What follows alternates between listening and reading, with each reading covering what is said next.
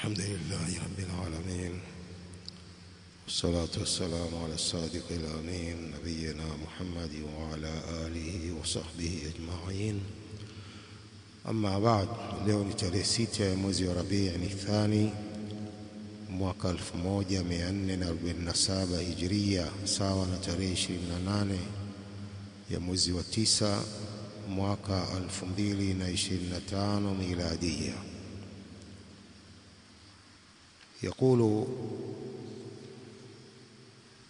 الشيخ رحمه الله تعالى: أركان الإيمان. هنا tulisoma wiki iliyopita hadithi ya Mtume sallallahu alayhi wa alihi wasallam, al-imanu bid'un wa sab'una shu'bah a'laha qawlu la ilaha illa Allah وأدناها إماطة الأذى عن الطريق والحياء شعبة من الإيمان. Imani ni zaidi ya sehemu 70. Juu ya sehemu hizo ni kusema la ilaha illa Allah, ndiyo daraja ya juu. Daraja ya chini, imatatul adha ani tariq, ni kuondosha uchafu katika njia. Aidha ni uchafu au kitu chochote kinachoudhi watu, ukiondosha katika njia ni daraja ya chini ya iman. Wal haya shu'batun min al iman, na haya ni sehemu katika imani. Sheikh Al-Fawzan hafidhahullah akaelezea hadithi hiyo ya Mtume sallallahu alayhi wasallam: al-imanu bid'un wa sab'una shu'ba, wa fi riwaya bid'un wa sittuna shu'ba, a'laha qawlu la ilaha illa Allah wa adnaha imatatu al-adha 'ani at-tariq. Fa qawluhu imatatu al-adha 'ani at-tariq ay izalatu al-adha 'ani at-tariq al-masluk, kuondosha adha, kitu kinachoudhi katika njia inayopitwa.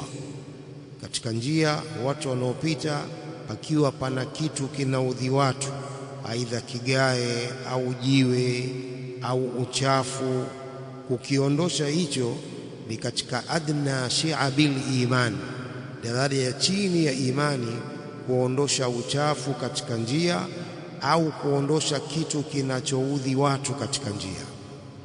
Qala wal adha kullu ma yu'dhi an-nas, al-adha ni kila kinachoudhi watu, min shaukin, iwe ni mwiba au hajarin au jiwe au qadhurat au vitu vichafu au mukhallafat, vitu ambavyo havitakiwi viwepo katika barabara.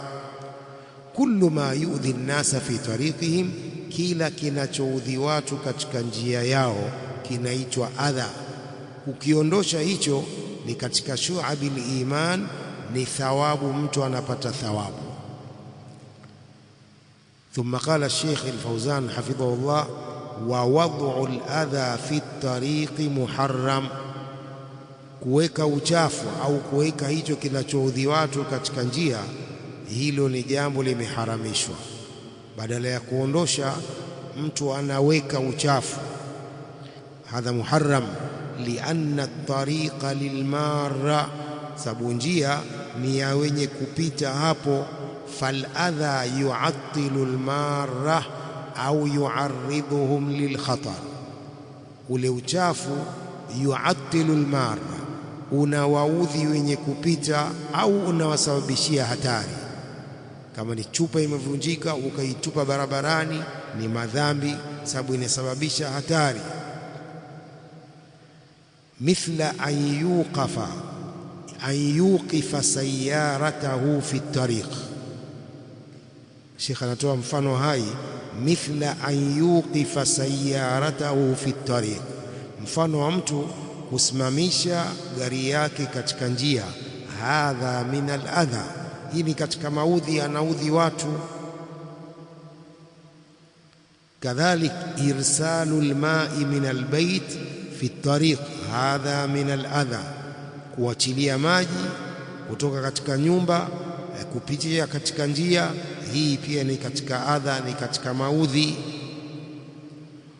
Wad'u alqumamat fi at-tariq hadha min al-adha, kuweka vitu vichafu katika njia, hii ni katika maudhi. Sawaun kana at-tariqu fi al-balad au fi al-barri, sawa ilikuwa njia hiyo ni katika mji, katikati ya mji au katika bara, njia za kupitia watu magari, pia kuweka uchafu ni muharram. Wadhul hijara, weka mawe katika njia. Wadhul akhshab, kuweka mbao. Wadhul hadid, kuweka chuma. Biturukati nnas, katika njia za watu. Hafrul hufari, kuchimba mashimo. Fi turukati nnas, katika njia za watu. Kullu hadha min al-adha, yote haya ni katika maudhi, mtu anapata madhambi akifanya hivyo.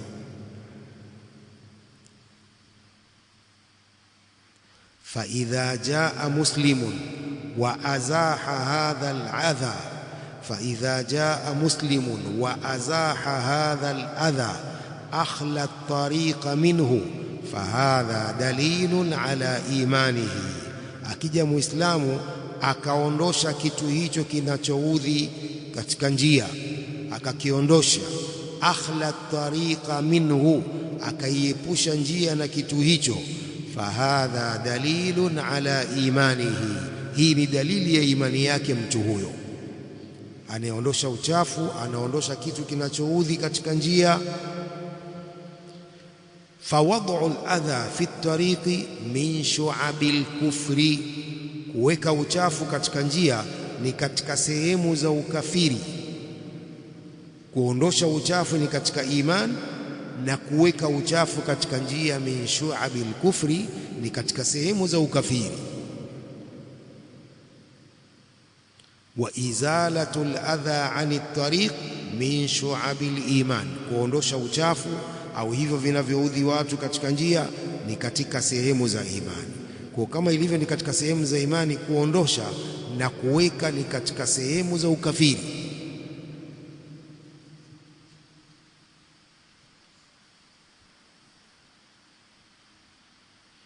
Kwa hiyo haya mambo yako sana kwetu katika nchi zetu hizi, mambo haya yako sana, haya ya kutupa mataka katika njia. Tena yale maganda ya ndizi yale, mtu anakula ndizi alafu anatupa barabarani, na ni hatari.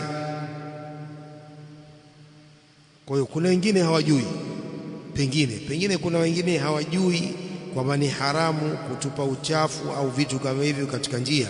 Kuna wengine hawajui, lakini kuna wengine wanajua na wanafanya kusudi. Kwa ni haramu kutupa uchafu katika njia, ni haramu kutupa kila kitu kinachoudhi watu wanaopita, na kuondosha ni katika iman, ni thawabu. Wanasema baadhi ya maulama, mtu anapoondosha adha katika njia, pamoja na kwamba ni daraja ya chini ya imani, lakini pia aseme la ilaha illa Allah ili apate daraja ya juu na hii daraja ya chini. Mtu anapoondosha hilo jiwe katika njia, anapoondosha hayo maganda ya ndizi katika njia, aondoshe, anapata daraja ya chini ya imani, lakini pia aseme la ilaha illa Allah ili apate ile a'la shu'abil iman.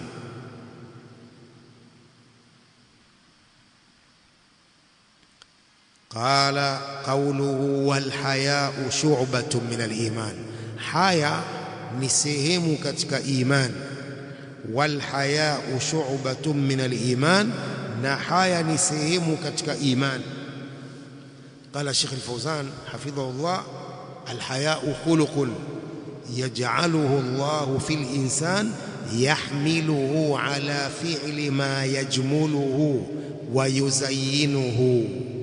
Haya ni tabia ambazo Allah subhanahu wa ta'ala anazijalia kwa mtu, yahmiluhu ala fi'li ma yajmuluhu wa yuzayyinuhu.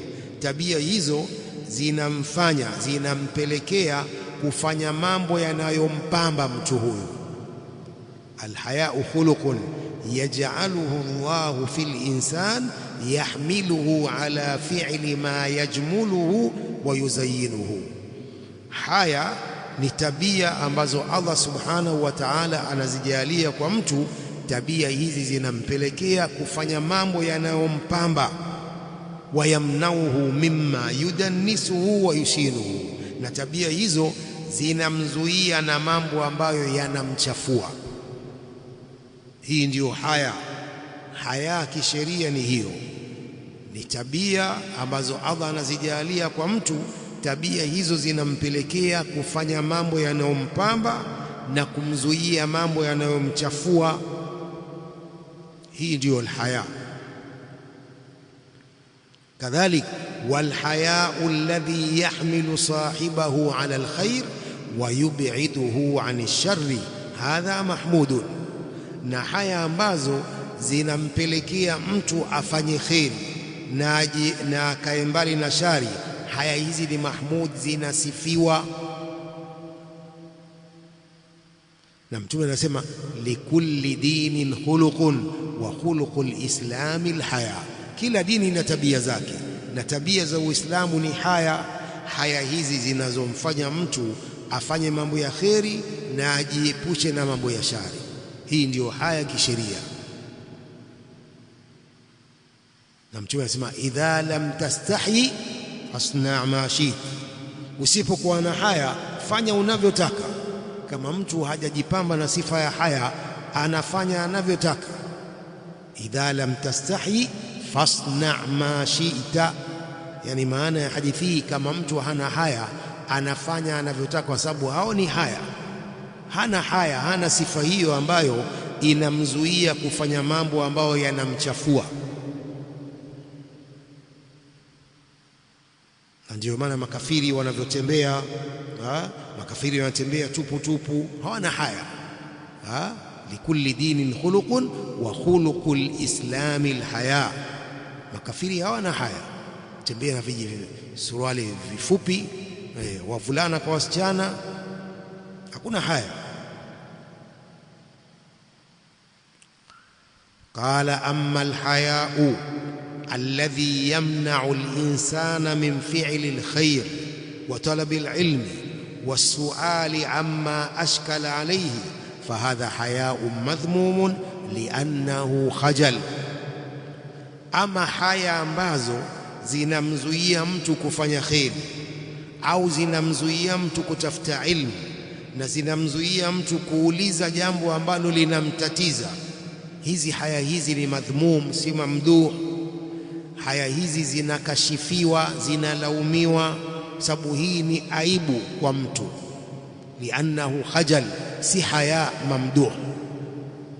Ama haya ambazo zinamzuia mtu kufanya kheri, mtu hawezi kufanya kheri, anaona aibu kufanya kheri, aona aibu watu, hizo sio haya mamduhu hizo. Umeelewa? Hiyo ni aibu. Muislamu kuwa na sifa hiyo ni aibu, kwamba kuna jambo la kheri lakini anaona aibu kulifanya. Hiyo ni aibun, si haya. Pia anaona haya kutafuta ilmu, kwenda kusoma, yeye kukaa na yeye ana kitabu asoma, ni haya kwake. Hizo si haya, hizo ni ujinga, ni aibu Muislamu kuwa hivyo. Vile vile anaona aibu kuuliza jambo ambalo lamtatiza au jambo ambalo halijui, anaona haya kuuliza. Mama Aisha radhiallahu anha anasema ni'ma nisa'u nisa'ul ansar lam yamna'hunna alhaya'u min at-tafaqquhi fi ad-din. Bora ya wanawake ni wanawake wa Ansar, wale masahaba wa Madina. Haya hazikuwazuia kutafuta ilmu. Ni'ma nisa'u nisa'ul ansar lam yamna'hunna alhaya'u min at-tafaqquhi fi ad-din. Muislamu anatakiwa atafute ilmu, asione haya, aulize jambo ambalo halijui, aliulize.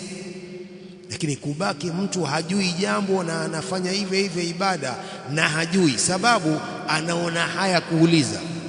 Haya hizo ni madhmumu, hizo hazitakiwi, hizo sio haya zinazosifiwa, si haya zinazosifiwa hizo. haya zinazosifiwa ni haya inayompelekea mtu kufanya kheri na kumzuilia mtu na shari. Hii ndiyo haya inayosifiwa. Lakini haya waona aibu kuuliza jambo ambalo hulijui, hadha khajal, hii ni aibu kwa Muislamu. Tusiwe kama masufi bwana.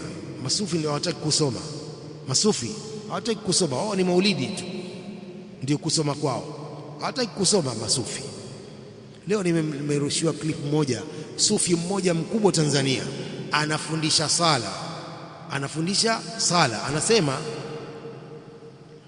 suratul Fatiha ni faradhi, kuongeza sura nyingine ni sunna, ukirukuu subhana rabbiyal azim ni sunna. Wewe ukanyamaza tu, ukarukuu, ukainuka kwenda ukasujudu bila kusema chochote. Afundisha sala huyo, hizi wajibati asema ni sunna. Umeelewa? Sufi mkubwa kule, hawataki kusoma, nakwambia ni maulidi tu wao. Tashahudi ya kwanza asema ni sunna, unaweza ukakaa tu pale halafu ukainuka. Sala gani hiyo? Hadi sala hizi wajibati za swala yasema ni sunna, unaweza ukaziwacha. Masufi hao, halafu wao ndio wanampenda sana mtume kuliko ahlus sunna. Swala hawaijui, ajabu. Na ni sufi mkubwa huyo huko. Sufi mkubwa, una clip moja anasema hatuachi maulidi hata mkitukataza. Huyo kumbe swala yenyewe haijui. Kwa hiyo tusiwe masufi, tusomeni, tujue ibada zetu, tujue akida yetu, tujue manhaji yetu sahihi. Kwa hiyo haya zisimzuie mtu kuuliza, haya zisimzuie mtu kutafuta ilmu. Ni ibada. Wewe waona haya kufanya ibada, kutafuta ilmu ni ibada. Sasa wewe waona haya kupata thawabu, waona haya? Kuna Muislamu ambaye aona haya kupata thawabu? Hakuna Muislamu wa hivyo. Qala wa shu'abil imani kathira kama araftum bid'un wa sab'un, sehemu za imani ni nyingi kama mlivyojua ni zaidi ya sehemu 70. Waqad kataba al-Imam al-Baihaqi muallafan kabiran bayyana fihi shu'ab al-iman. Al-Imam al-Baihaqi ametunga kitabu kikubwa akaweka wazi ndani yake sehemu zote za iman. Walahu mukhtasarun matbu', na kuna ufupisho pia umechapishwa wa hizo shu'abul iman lil-Baihaqi. ومن أدلة العلماء على أن الإيمان قول باللسان واعتقاد بالقلب وعمل بالجوارح قوله صلى الله عليه وسلم أعلاها لا إله إلا الله. katika dalili za maulama wakielezea taarifu ya iman, ahlus sunna wal jamaa, maelezo ya iman ni qaulun bil lisan واعتقاد بالجنان أو بالقلب وعمل بالجوارح والأركان يزيد بطاعة الرحمن وينقص بمعصية الرحمن. hii ndio taarifu ya iman inda ahli sunnati wal jamaa. Kwa katika dalili za maulama kwa taarifu hii kwamba iman ni kusema kwa ulimi na kuitakidi moyoni na kufanya amal kwa viungo. Taarifu hii dalili yake qauluhu sallallahu alaihi wasallam a'laha la ilaha illa Allah. Hadha yadullu ala alqawl. Daraja ya juu katika shu'abil iman ni kusema la ilaha illa Allah. Hii inafahamisha kwamba imani ni kusema la ilaha illa Allah. Wa qawluhu sallallahu alaihi wasallam adnaha imatatul adha 'anit tariq. Daraja ya chini kabisa ya shu'abul iman ni kuondosha uchafu katika njia. Hadha amal, kuondosha uchafu ni amal, si maneno, ni vitendo. Unaondosha uchafu ni amal. Wa amalun bil jawarih wal arkan. Qala hadha amal dalla ala anna al a'mala min al iman. Hii inafahamisha kauli hii kwamba amali hizi njema ni katika iman. هذه الأعمال من الإيمان، hizi amali njema ni katika iman, kinyume cha murji'a. Murji'a, moja katika vikundi vilivyopotea, wanasema amali hizi si katika imani. Hizi amali njema hizi, kuswali, kufunga, imani peke yake inatosha, na hizi amali si katika imani. Lakini la, inda ahli-sunna wal jamaa, amali hizi ni katika imani. Ndio maana Allah subhanahu wa ta'ala anasema wama kana Allahu liyudhi'a imanakum, hakuwa Allah ni mwenye kupoteza swala zenu. Swala ameziita imani, kuonesha kwamba hizi amali ni katika imani. Al-Hasan al-Basri rahimahullah yaqulu al-imanu ma waqara fil qalbi wa saddaqahu al-amal, imani ni ile utulizana katika moyo na amali zikasadikisha imani hiyo. Kwa hiyo imani peke yake haitoshi, lazima kuwe na amal salih. Al-imanu ma waqara fil qalbi wa saddaqahu al-amal, imani peke yake la, hiyo ni itikadi ya Murji'a. Wa qawluhu sallallahu alayhi wasallam al-haya'u shu'batun min al-iman, hadha fil qalbi, kauli ya Mtume sallam, haya ni sehemu katika imani, hii ni katika moyo. Kwa taarifu hii, al-imanu qawlun bil lisan wa i'tiqadun bil qalbi wa amalun bil jawarih, taarifu hii imetokana na hadithi hizi za Mtume sallallahu alayhi wa alihi wasallam. Qala al-haya'u yakunu innama yakunu fil qalbi, haya inakuwa katika moyo. Fahadha dalilun ala anna al-imana qawlun bil lisan wa i'tiqadun bil qalbi wa amalun bil jawarih. Hii ni dalili kuwa imani ni kusema kwa ulimi na kuitakidi kwa moyo na kufanya amali kwa viungo, sala, siyam, zaka, haji. Hizi ni amali zinafanywa na viungo vya watu. Hii ndio taarifu ya iman inda ahli sunna wal jamaa. Wayazidun, yazidu fi taa wa yankusu bil maasiya, imani inazidi kwa kufanya taa na inapungua kwa kufanya maasi.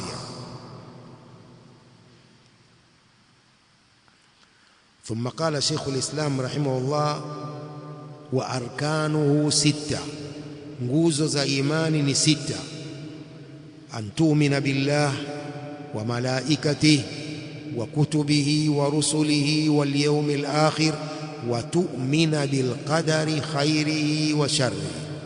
Nguzo za imani ni 6. Nguzo ya kwanza kumwamini Allah, pili kuamini malaika wake, tatu kuamini vitabu vyake, 4 kuamini mitume wake, 5 kuamini siku ya mwisho, siku ya Kiyama, 6 kuamini qadar, khairi zake na shari zake, makadirio ya Allah. Qadar ni makadirio ya Allah, kuamini makadirio ya Allah ya khairi na ya shari. Hizi ndio nguzo 6 za imani. Kila Muislamu anatakiwa aamini nguzo hizi. قال الشيخ الفوزان حفظه الله الإيمان يتكون من أركان وشعب، imani inafanyika kutokana na nguzo na shu'ab, hizo sehemu sehemu. Famal farqu bainahuma, nini farqa baina arkan na shu'ab? Arkanul iman na shu'abil iman, nini farqa baina yao? Qala al-farqu anna al-arkana la budda minha, farqan, kwamba nguzo ni lazima, hazina budi, hakuna budi nazo nguzo hizi, lazima kila Muislamu aziamini. Al-farqu anna al-arkana la budda minha, nguzo hizi hakuna budi nazo. Fa idha zala wahidun minha zala al-iman, ikiondoka moja tu katika nguzo hizi, imani yote imeondoka. Fa idha zala wahidun minha zala al-iman, ikiondoka moja katika nguzo hizi 6 za imani, imani yote imeondoka. Lianna shay'a la yaqumu illa ala arkanihi, kitu hakisimami isipokuwa kwa nguzo zake. Lianna shay'a la yaqumu illa ala arkanihi, sababu kitu hakisimami isipokuwa kwa nguzo zake zote. fa idha fuqida ruknun min arkani shay'i lam yatahaqqaq, ikikosekana nguzo moja katika nguzo za kitu, bado kitu kile hakitaweza kusimama. Ikikosekana nguzo moja tu, kama vile nguzo za Uislamu, ikikosekana nguzo moja tu, mmoja hakuiamini katika nguzo za Uislamu 5, hakuna Uislamu hapo, ndio imani. Hivyo hivyo ikikosekana nguzo moja tu, hakuna imani kwa mtu. Kwa mfano, mtu anamwamini Allah lakini hawaamini malaika wake, mtu anamwamini Allah lakini haamini vitabu vyake, hakuna imani hapo.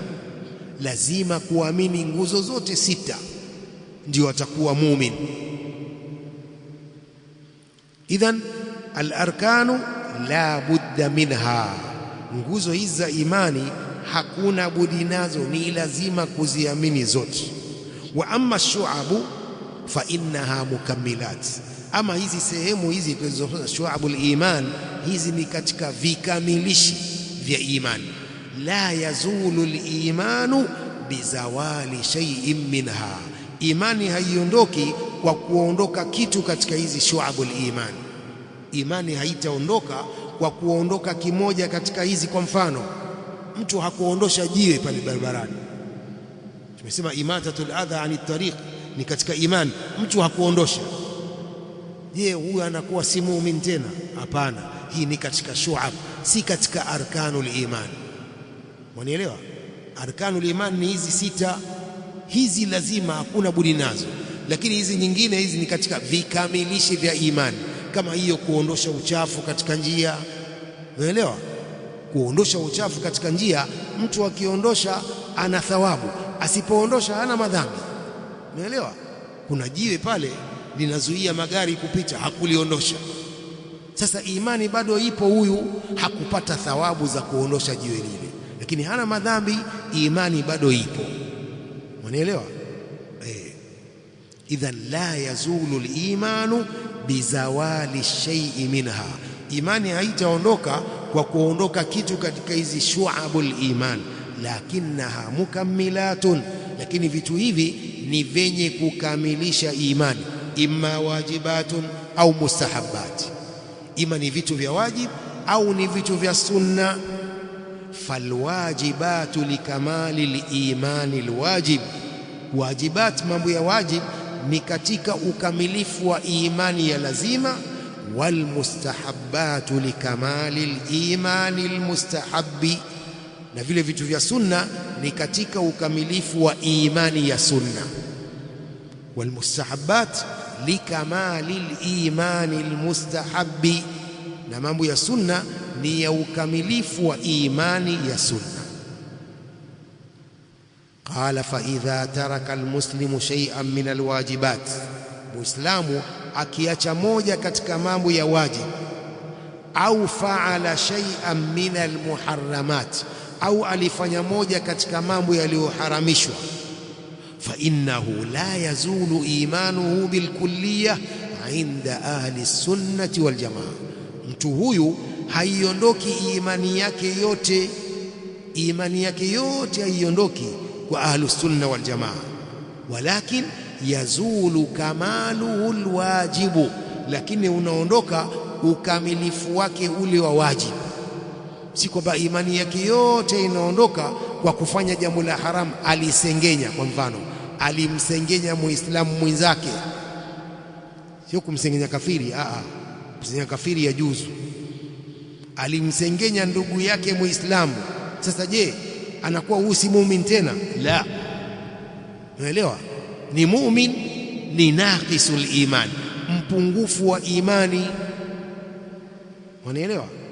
Imani yake imepungua kwa vile amefanya moja katika madhambi makubwa, lakini haambii kwamba imani yake yote imeondoka kwa vile alisengenya. sawa. Qala Sheikh Al-Fawzan, fayakunu naqisa al-iman au fasika, huyo anakuwa ni mpungufu wa imani. Si kwamba hana imani kabisa, hapana, huyu ni mpungufu wa imani au fasika, au ni mtu asi. Kama lau shariba al-khamra, kama lau alikunywa tembo, ni katika madhambi makubwa kunywa tembo. Lakini je, mtu akinywa tembe, muislamu amekunywa tembo, je, huyu si muumini tena huyu? Hapana, sio hivyo. Mmoja katika wakati wa masahaba, wakati wa Mtume sallam, alikuwa ni mlevi, akalewa, akapigwa hadi ya ulevi, viboko 40 mpaka 80. Akalewa tena. Mmoja katika masahaba akamlani mbele ya Mtume, akamlani sahabi yule. Mtume akamwambia, we usimlani, hadha yuhibbu Allah wa rasulahu, huyu anampenda Allah na mtume wake. Unaelewa? Bado ni Muislamu huyu, bado ni mpungufu wa imani, lakini bado anampenda Allah na mtume wake, usimlani. Mtume akamkataza sahabu ile kumlani sahabi mwenzake. Umefahamu? Kuonesha kwamba dhambi kubwa kwa Ahlusunna wal Jamaa haimuondoshei Muislamu imani yake yote, inampunguzia imani, hakuna shaka. La yazni zani wa huwa hina yazni wa huwa mu'min, wala yasriqu sariqu hina yasriqu wa huwa mu'min. Ni kwamba imani yake pale inaondoka, inapungua, si kwamba yote si mu'min tena, hapana. Na akitubia Allah anamsamehe. Qala kama law shariba al-khamra au saraka au zana au faala shay'an min al-kaba'ir, au alifanya lolote katika madhambi makubwa, hadha yakunu fa'ilan limuharramin wa kabiratin min kaba'ir adh-dhunub, huwa anakuwa amefanya jambo lenye kuharamishwa, amefanya kubwa katika madhambi makubwa. Lakinahu la yakfuru bidhalik, lakini hakufuru kwa dhambi hiyo kubwa. Wala yakhruju min al-iman, wala hatoki katika iman. Bali yakunu fasika, bali anakuwa ni asi huyu. Wayuqamu alayhi al-haddu in kanat al-ma'siyatu dhata haddin, atasimamishia haddi ikiwa maasiya hayo ni yenye haddi, kama kuiba, ulevi, uzini, yote hii ina haddi. Kwa akisimamishiwa haddi pale, ndio imefutwa ile dhambi yake kubwa aliyoifanya. Kama atasimamishiwa haddi, huyo mwizi atakatwa mkono, ndio haddi yake hiyo, ndio ameshafutiwa madhambi yake ya kuiba. Hapo haddi inafuta madhambi.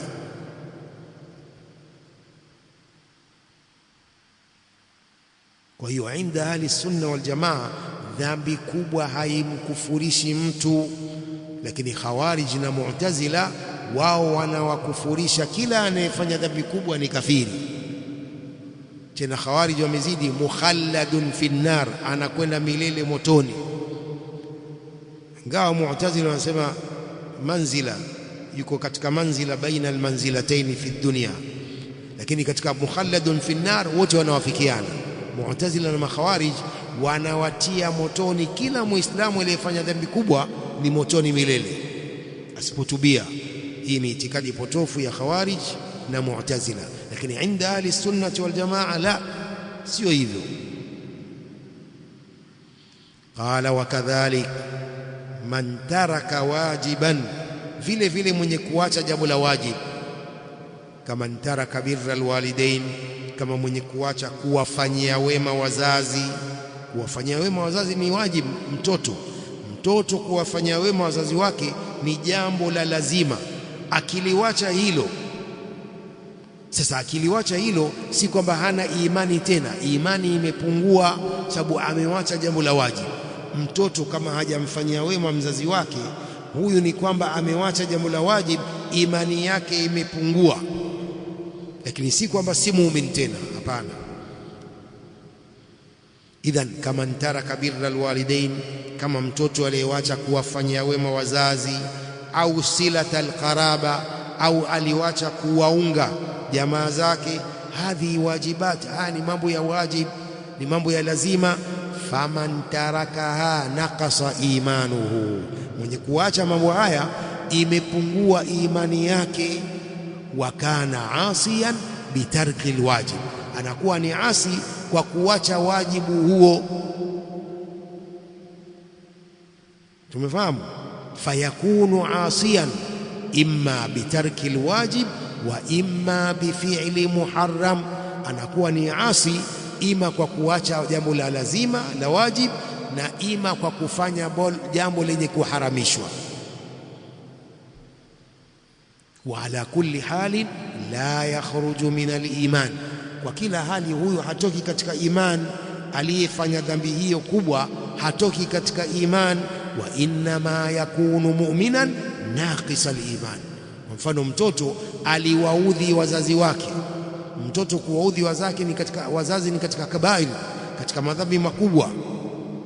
Sasa akiwaudhi wazazi, imani yake imepungua, si kwamba si muumini tena, ni naqisul iman na ni asi, ana madhambi katika madhambi makubwa.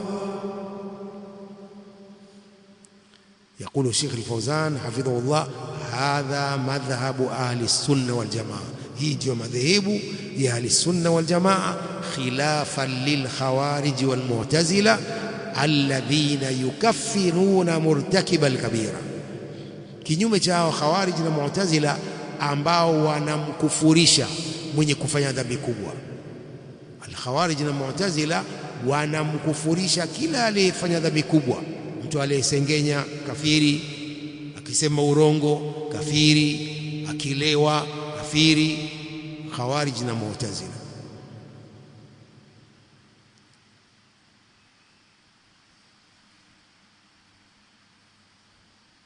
قال فالخوارج يكفرونه ويخرجونه من الدين. Makhawarij wanamkufurisha huyu na wanamtoa katika dini. Na ndio maana kule Omani, kule Muscat akionekana mtu ukionekana ushahidi kwamba amezini, anafukuzwa na pasipoti yake inatiwa X, haingii tena kule, ni kafiri huyu. Mpaka sasa hiyo wanayo, sababu wale wana itikadi za kikhawarij, maibadhi wana itikadi za kikhawarij, wana itikadi ya mu'tazila.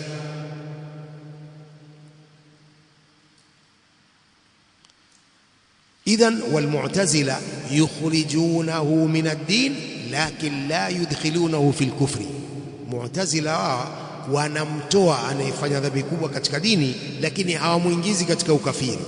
Wa inma yaqulun huwa fi manzila baina manzilatayn, yuko katika daraja baina ya daraja mbili. La huwa mu'min wala kafir, si mu'min wala si kafiri. Mu'tazila wanasema hivyo, aliyefanya dhambi kubwa wao wanamtoa katika dini, lakini hawamuingizi katika ukafiri. Lakini wanasema si mu'min wala si kafiri, yuko baina wa baina, yuko baina al-iman wal-kufr. Hadha madhhabuhum wa huwa madhhabun mubtada'un. Sheikh al-Fawzan anasema hii ndio madhehebu yao na ni madhehebu ya uzushi, ni madhehebu yaliyozushwa, mukhalifun liladilla, madhehebu ambayo yanakhalifu dalili, wa mukhalifun lima huwa alayhi ahlus sunnati wal jamaa. Madhehebu yao yanakhalifu madhehebu ya ahlus sunna wal jamaa.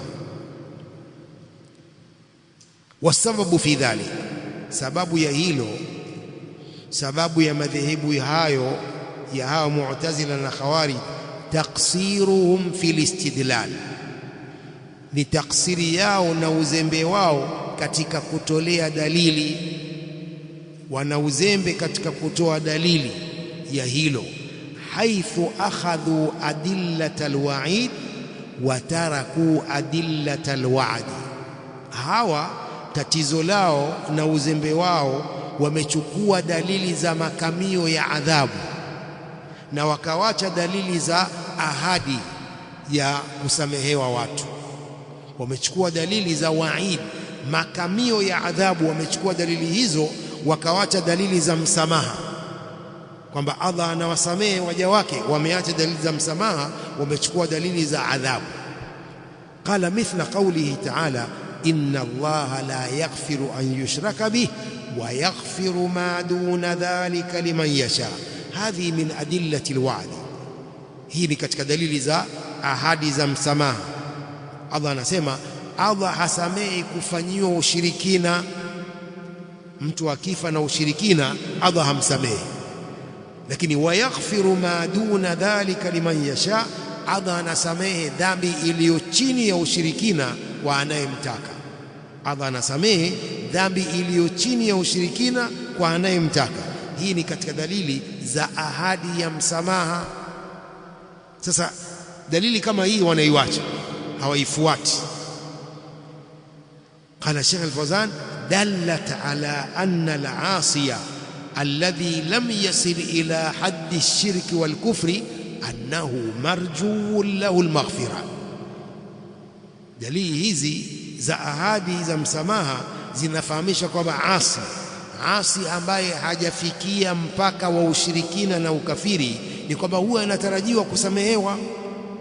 Wa muarridhun lilwaidi waluquba, huyu pia anajisababishia adhabu na makamio ya adhabu, pamoja na kwamba anatarajiwa kusamehewa, lakini pia pengine ataadhibiwa huyu, kwa dalili zote mbili, dalili za waid na dalili za waad. Ahlus sunna wal jamaa wamechukua dalili zote mbili, dalili za adhabu na dalili za msamaha.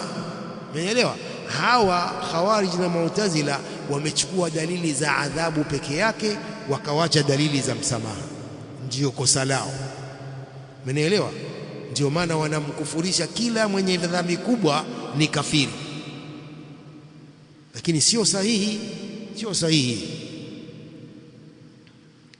يقول الشيخ الفوزان حفظه الله فإذا جمعت بين قوله تعالى ومن يعص الله ورسوله فإن له نار جهنم خالدين فيها أبدا, mwenye kumwasi Allah na mtume wake yeye ana moto wa jahannam hali ya kukaa milele humo katika moto huo.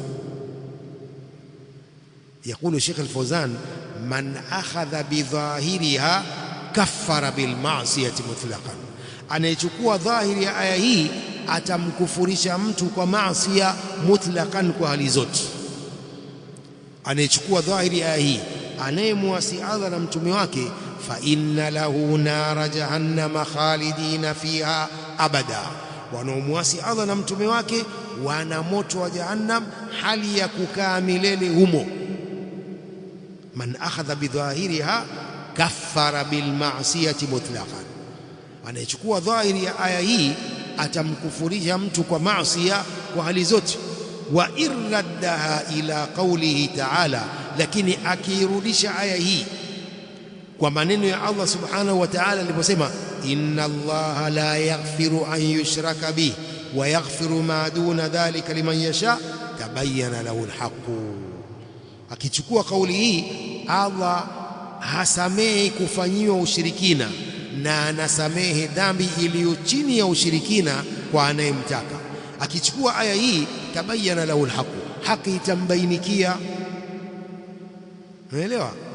Haki itambainikia vipi? Wa annahu la yakhruju min ad-din, kwamba huyu aliyefanya dhambi kubwa hatoki katika dini, walakinahu mutawaadun bin-nar, lakini huyu anakamiwa adhabu ya moto. Insha Allahu ghafara lahu, Allah akitaka atamsamehe, wa inshaa adhabahu, na Allah akitaka atamwadhibu.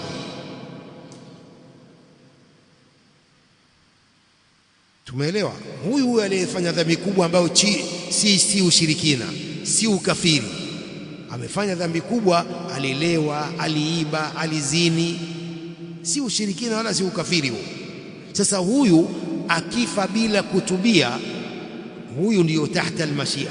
Allah akitaka atamwadhibu kwa madhambi yale makubwa, Allah akitaka atamsamehe, amtie peponi bila hata kumwadhibu. Kwa sababu gani? Bifadli tauhid, amekufa katika tauhid, hajafa katika ushirikina. Umenielewa? Hii ndiyo hukumu ya aliyefanya dhambi kubwa bila kutubia, mauti akamfikia kwa ghafla. Ahlus sunna wal jamaa wanasema hukumu yake ni hiyo. Allah akitaka atamwadhibu kwanza, halafu baada ya kumwadhibu amuondoe katika adhabu, amtie katika pepo, bifadli tauhid. Ama akitaka hata muadhibu kabisa, atamtia peponi bifadli tauhid. Hii ndio itikadi ya Ahlusunna wal Jamaa fi murtakibil kabira idha lam yatub qabla mautihi Ama akitubia Allah anamsamehe, man taba taba Allahu alayhi. Akitubia kabla ya kufa Allah anamsamehe. Allah anamsamehe mshirikina kabla ya kufa. Allah anamsamehe kafiri kabla ya kufa akarudi katika Uislamu. Allah anamsamehe madhambi yake yote. Sawa sawa.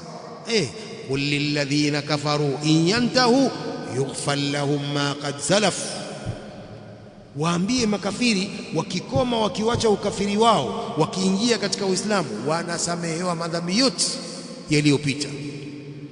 Kafiri ya kisilimu, mshirikina akitubia akarudi katika tauhid, Allah anamsamehe katika uhai wake, lakini akifa na ushirikina wake, huyo hakuna shaka ni milele motoni, mshirikina.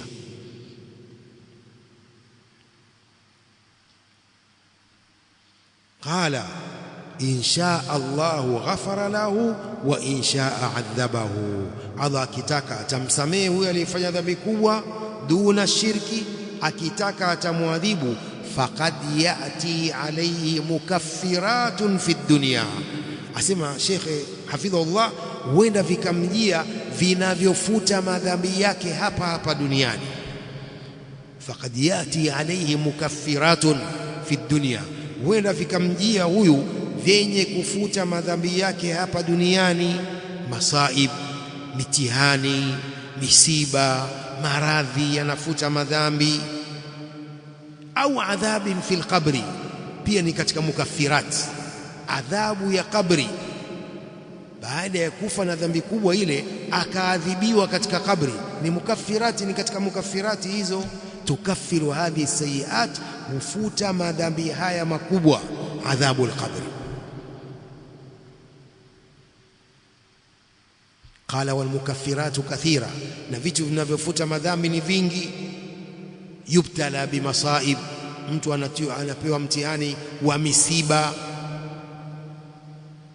Masaib, misiba, matatizo, shida. Yubtala biuqubatin fi dunya, anapewa mtihani wa adhabu hapa hapa duniani, anapewa maradhi. Au yuadhabu fi qabrihi, ni katika mukaffirati vinavyofuta madhambi, anaadhibiwa katika kabri yake. Au yuajjalu ila yaumi alqiyama, au anaakhirishiwa adhabu mpaka siku ya Kiyama. Wa yakunu tahta almashia, anakuwa chini ya kutaka kwa Allah huyu aliyekufa na dhambi kubwa. Yakunu tahta almashia, insha Allahu ghafara lahu wa insha adhabahu thumma akhrajahu min aladhabi ila aljanna. Hadha madhhabu ahli sunnati wal jamaa. Hii ndio madhehebu ya ahli sunna wal jamaa. Wa hadha huwa alfarqu baina ash-shu'abi wal arkan. Hii ndiyo farqa baina ya shu'abi al-iman na arkani al-iman, nguzo za imani. Anarudia tena Sheikh husema, faman taraka shay'an min al-arkan fa innahu yakfuru, anayewacha moja katika nguzo za imani huyo anakufuru. Waman jahada at-tauhida wa ashraka billahi azza wa jalla hadha yakfuru, anayepinga tauhid akamshirikisha Allah azza wa jalla na vitu vingine, huyo anakufuru. Liannahu taraka ar-rukna al-awwal, huyo ameacha nguzo ya mwanzo, al-imanu billah. Waman jahada ahada ar-rusuli yakfuru, anayempinga mtume mmoja tu katika mitume wengi akampinga mmoja tu, yakfuru, anakufuru. Waman jahada ahada ar-rusul yakfuru, anayepinga mtume mmoja tu katika mitume wa Allah anakuwa kafiri. Liannahu taraka ruknan min arkani al-islam, sababu amewacha nguzo katika nguzo za Uislamu.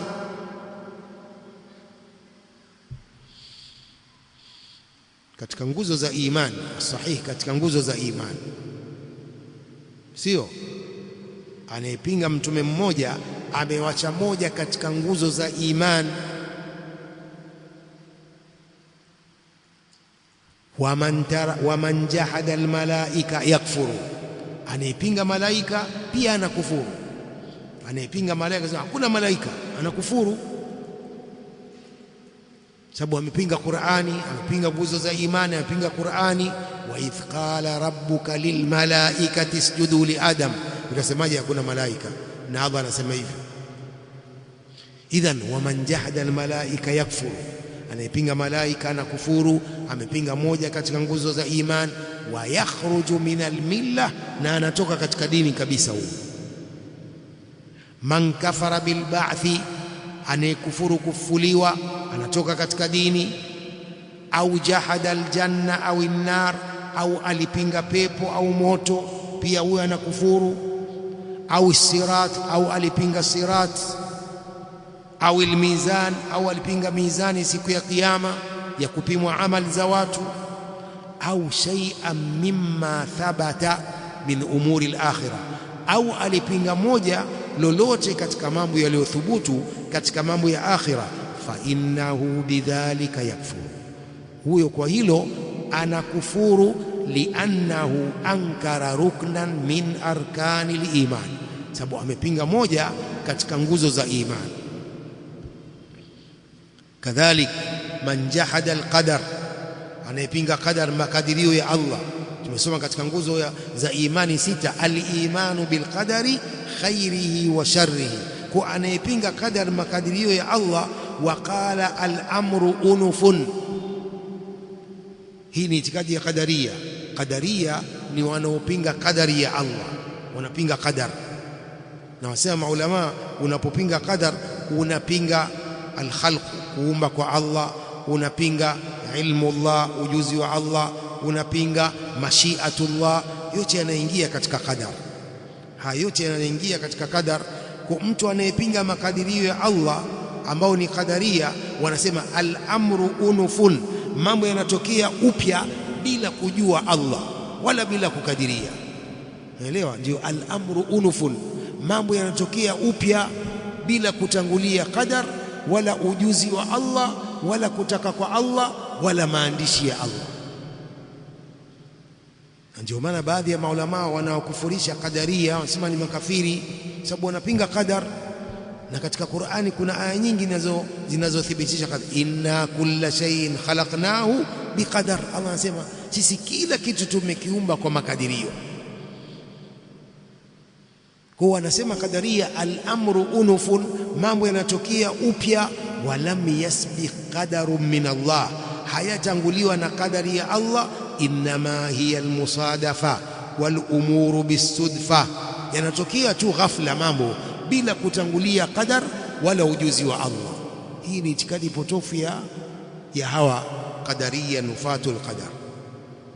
Wanasema walaysa hunaka qadarun, hakuna qadar, kama yaquluhu ghulatul mu'tazila, kama wanavyosema hivyo wale ghulat wa mu'tazila waliopetuka mpaka katika mu'tazila, pia wanasema hivi hakuna qadar. Qala fa innahu yakfuru aidan, anayepinga qadar anakufuru. Liannahu jahada alqadara, sababu amepinga qadar. Amma man taraka shay'an min ash-shu'ab, ama mwenye kuacha moja katika hizi shu'abul iman, sehemu za iman. Fa inna hadha yanqusu imanuhu, huyu imani yake inapungua. Imma an yakuna naqsan likamalihi alwajib, ima inakuwa ni upungufu wa ukamilifu wa imani iliyo wajib. Au naqsan likamalihi almustahabbi, au inakuwa ni upungufu wa ukamilifu wa imani ya sunna. Liannahu la yakfuru bidhalik, anayewacha shu'ab min shu'abil iman hakufuru kwa hilo, bali anakuwa ni mpungufu wa imani. Tumefahamu? Qala wa amma dalilu ziyada wan nuqsan fil iman, dalili ya ziada na upungufu katika imani. Tumesema katika taarifu, maelezo ya imani inda ahli sunna wal jamaa, al-imanu yazidu bitaa wa yankusu bil maasi, imani inazidi kwa kufanya taa na inapungua kwa kufanya maasi. Nini dalili ya hilo? Dalili ya hilo nini? Qala amma dalilu ziyada, ama dalili ya ziyada ya iman, fa qawluhu ta'ala innamal mu'minuna alladhina idha dhukira Allahu wajilat qulubuhum wa idha tuliyat alayhim ayatuhu zadatuhum imana wa ala rabbihim yatawakkalun. Waumini, hakuna vingine, waumini wa kweli ni wale ambao akitajwa Allah wajilat qulubuhum, nyoyo zao huogopa. innamal mu'minuna alladhina idha dhukira Allahu wajilat qulubuhum, waumini wa kweli ni wale ambao akitajwa Allah huogopa nyoyo zao, na zikisomwa wa idha tuliyat alaihim ayatu, waumini hao wakisomewa aya za Allah zadatuhum imana, huwazidishia imani. Kwa hii ni dalili kwamba imani inazidi. Umeelewa? Zadatuhum imana, aya hizo huwazidishia imani. Fadalla ala anna al-imana yazidu bisamai al-Qur'an. Kwa hii inafahamisha kwa imani inazidi kwa kusikia Qur'ani. Mtu akafungua Qur'ani katika simu yake akawa anasikiliza, imani yake inazidi.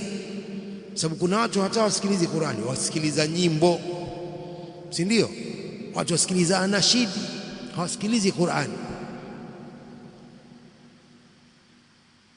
Kwa hiyo kusikiliza Qur'ani imani inazidi.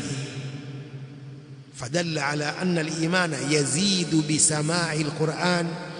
Hii inafahamisha kuwa imani inazidi kwa kusikiliza Qur'ani. Pia dalili nyingine, wa qawluhu ta'ala wa idha ma unzilat sura faminhum man yaqulu ayyukum zadatuhu hadhihi imana. Wa idha ma unzilat sura, inapoteremshwa sura, kuna katika wao wanaosema nani katika nyinyi imemzidishia sura hii kuamini. Fa amma alladhina amanu, ama wale waumini, fazadatuhum imana, sura hii inawazidishia kuamini. Wa hum yastabshirun, na huku wanafurahika waumini.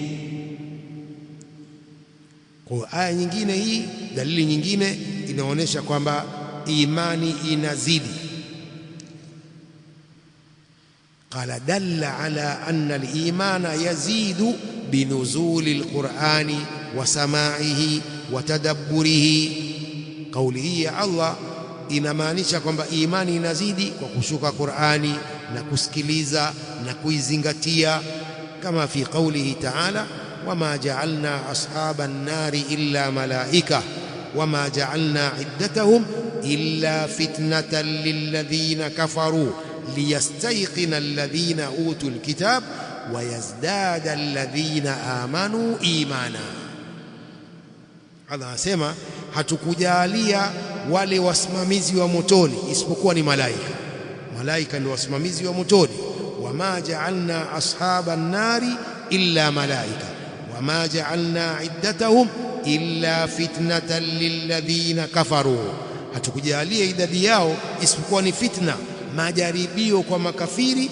Liyastayqina alladhina utul kitab, ili wapate uhakika wale waliopewa kitabu.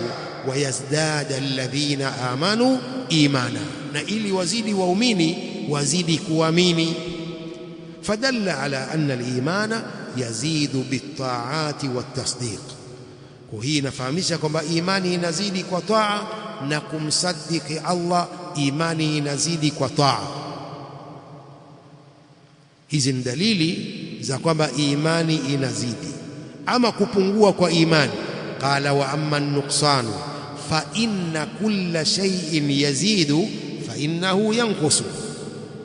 Hii ni dalili ya kupungua. Kila kitu kinachozidi kinapungua. Kullu shay'in qabilun liziyada fa innahu qabilun linnaqsi, hadha min nahiya. Kila kitu kinachokubali kuzidi hicho pia kinakubali kupungua. Hii ni katika upande. Kila kitu kinachozidi pia kinakubali kupungua. Kwa ikiwa imani inazidi inamaanisha pia inapungua. Wadalla alayhi qawluhu sallallahu alayhi wasallam fi alhadithi sahih. Dalili ya hilo ni maneno ya Mtume sallam katika hadithi sahih, inna Allah subhanahu wa ta'ala yawm alqiyama yaqul akhriju minan nar man kana fi qalbihi mithqalu habatin min khardalin min iman. Mtume anasema Allah subhanahu wa ta'ala atasema siku ya kiyama, watoeni katika moto, au mtoeni katika moto mtu ambaye katika moyo wake kuna wizani wa habba, punje moja ya khardal katika imani. Khardal ni kitu kidogo tu. Mtoeni katika moto mtu ambaye katika moyo wake kuna wizani wa punje moja ya khardal, ya kitu kidogo katika imani. Ana imani ndogo katika moyo wake, mtoeni katika moto. Fadalla ala anna al-imana yanqusu. Kwa hadithi hii inafahamisha kwamba imani inapungua hatta yakuna ala wazni habba min khardalin fi qalbi, inapungua mpaka inakuwa katika wizani wa punje moja ya khardal katika moyo, kuonyesha kwamba imani inapungua. Wakadhalik vile vile dalili nyingine, qauluhu ta'ala, hum lilkufri yawmaidhin aqrabu minhum liiman, wao siku hiyo wako karibu na ukafiri kuliko imani, wako karibu na ukafiri kuliko karibu na imani wao hao wanafiki. Hum lilkufri yawmaidhin aqrabu minhum liiman. Idhan dalla ala anna al-imana yanqusu hatta yakuna aqraba ila al-kufri. Hii kauli hii pia inafahamisha kwamba imani inapungua mpaka inakuwa karibu zaidi na ukafiri. Kadhalik wa fi qawlihi sallallahu alayhi wasallam, man raa minkum munkaran falyughayyirhu biyadihi, atakayeona munkar katika nyinyi na auondoe munkari huo kwa mikono yake. Fa illam yastati, asipoweza kuondoa kwa mikono yake, fabilisani, ni kwa ulimi wake, kuwakataza watu munkar na maasi. Fa illam yastati, asipoweza kwa ulimi, fabiqalbihi, basi auchukie munkari huo kwa moyo wake. Wadhalika adhafu liman, hiyo ndiyo dhaifu zaidi katika imani. Kuondosha munkar kwa moyo, yani kuuchukia, ndiyo daraja dhaifu kabisa ya imani. Dalla ala anna al-imana yadhafu ay yanqusu. Man raa minkum munkaran falyughayyirhu biyadihi, atakayeona munkar katika nyinyi na auondoe kwa mikono yake. Wanasema hili ni kwa viongozi. Viongozi wa nchi, wao ndio wanastahiki kuondosha munkar kwa mikono yao, wana uwezo huo. Viongozi wa nchi wana uwezo wa kufunga mabaa, funga baa hizi zote zifungeni, wana uwezo huo. Lakini raia hawana uwezo. Raia uwezi ukenda ukaingia baa ukaifunga, watakumwagia chupa za bia wewe mpaka utoke wanuka bia. Lakini viongozi wana uwezo huo, unaelewa? Viongozi wana uwezo wa kuondoa munkar kwa mikono yao. Huwezi kuondoa kwa mikono, fa illam yastati fa bilisani. Kama mtu hawezi kuondoa munkar kwa mkono wake, aondoshe munkar kwa ulimi wake, awakemee na kuwakataza watu. Fa illam yastati, asipoweza, fa biqalbi, auchukie munkar kwa moyo wake. Wadhalika adhafu liman, na hii ndiyo dhaifu zaidi ya imani, daraja hii ya mwisho. Fadalla ala anna al-imana yadhufu ay yanqusu. Hadithi hii ya Mtume inafahamisha kwamba imani inapungua, inadhoofika, yani inapungua. Fal-imanu idhan yazidu bit-ta'a wa yanqusu bil-ma'siyah, kwa imani inazidi kwa kufanya taa na inapungua kwa kufanya maasi. Kila mtu anavyozidi kufanya taa, adhkar, imani yake inazidi, na kila mtu anavyopunguza taa, hasomi tena adhkar za sabah wala masaa, imani inapungua. Haiwezekani kwamba yule anayefanya adhkar za kila wakati ni sawa sawa na ambaye hafanyi dhikri. Haiwezekani, unaelewa? Lazima yule anayefanya adhkar imani yake inakuwa inazidi, asiyefanya imani yake inapungua. Naam, tumefahamu hadha mawqif hasan. Wiki ijayo insha Allah, wa arkanuhu sita, anaelezea nguzo hizi za imani sita. Sheikh anaelezea moja baada ya nyingine nguzo hizi za imani sita ambazo kila mu'min anatakiwa azijue. Kila muumini anatakiwa azijue nguzo za imani sita ni zipi.